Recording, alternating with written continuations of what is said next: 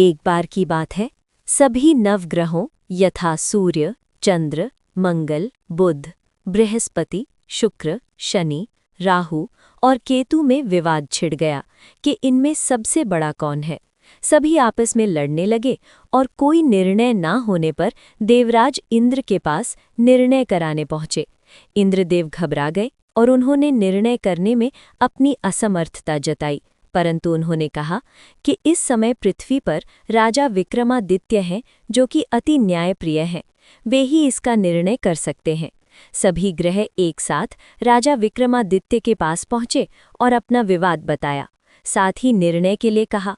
राजा विक्रमादित्य इस समस्या से चिंतित थे क्योंकि वे जानते थे कि जिस किसी को भी छोटा बताया वही क्रोधित हो उठेगा। तब राजा को एक उपाय सूझा। उन्होंने स्वर्ण, रजत, कांस्य, पीतल, सीसा, रांगा, जस्ता, अभ्रक और लौह से 9 सिंहासन बनवाए और उन्हें इसी क्रम से रख दिया।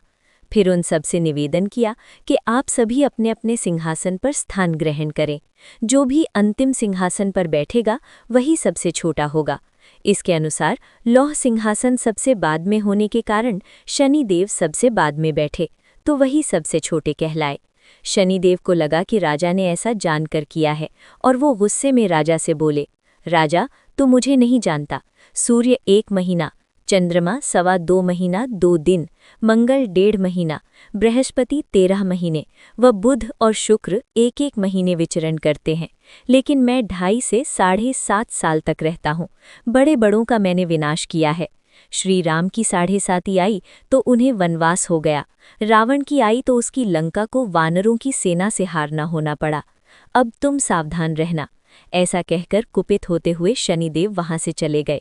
अन्य देवता खुशी खुशी चले गए। कुछ समय बाद राजा की 7.5 आई। तब शनिदेव घोड़ों के सौदागर बनकर वहां आए। उनके साथ कई बढ़िया घोड़े थे। राजा ने ये समाचार सुन अपने अश्वपाल को अच्छे घोड़े खरीदने की आज्ञा दी। उसने कई अच्छे घोड़े खरीदे व एक सर्वोत्तम घोड़े को राजा को सवारी हेतु दिया। राजा ज्यों ही उस पर बैठा वो घोड़ा सरपट वन की ओर भागा। भीषण वन में पहुंच वो अंतर्धान हो गया। अब राजा भूखा प्यासा भटकता रहा। तब एक ग्वाले ने उसे पानी पिलाया। राजा ने प्रसन्न होकर उसे अपनी अंगूठी दी।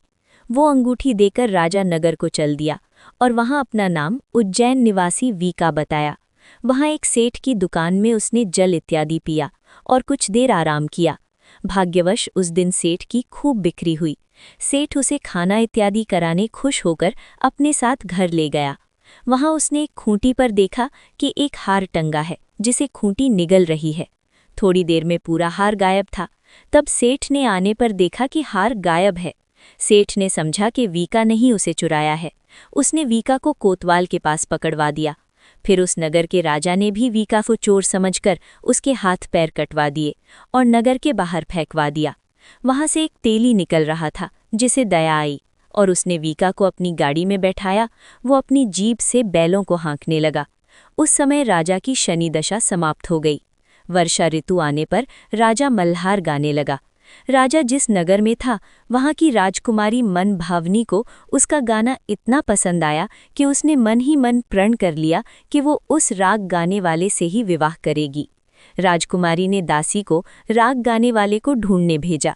दासी ने बताया कि वो एक चौरंगिया है, अपाहिज है, परंतु राजकुमारी ना मानी। अगले ही दिन से उठते ही वो अनशन पर बैठ गई कि विवाह करेगी तो उसी से ही करेगी। बहुत समझाने पर भी जब राजकुमारी नहीं मानी तो राजा ने उस तेली को बुला भेजा और विवाह की तैयारी करने को कहा। फिर उसका विवाह राजकुमारी से हो गया। तब एक दिन सोते हुए स्वप्न में राजा ने शनिदेव से कहा, राजन देखा तुमने मुझे छोटा बताकर कितना दुख झेला है। तब राजा ने उनसे क्षमा मांगी और प्रार्थना करते हुए कहा कि हे शनिदेव, जैसा दुख मुझे दिया है किसी और को न दे। शनिदेव मान गए और कहा कि जो मेरी कथा और व्रत कहेगा उसे मेरी दशा में कोई दुख नहीं होगा। जो भी व्यक्ति रोज मेरा ध्यान करेगा और चींटियों को आटा डालेगा उसकी सभी मनोकामनाएं पूर्ण होंगी। और शनिदेव ने राजा को हाथ पैर वापस कर दिए। प्रातः आंख खुलने पर राजकुमारी ने देखा तो वो आश्चर्यचकित हुआ। वीका ने उसे बताया कि वो उज्जैन का राजा विक्रमादित्य है। सभी अत्यंत प्रसन्न हुए।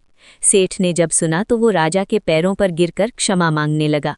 राजा ने कहा कि वो तो शनिदेव का क्रोध था, इसमें किसी का कोई दोष नहीं।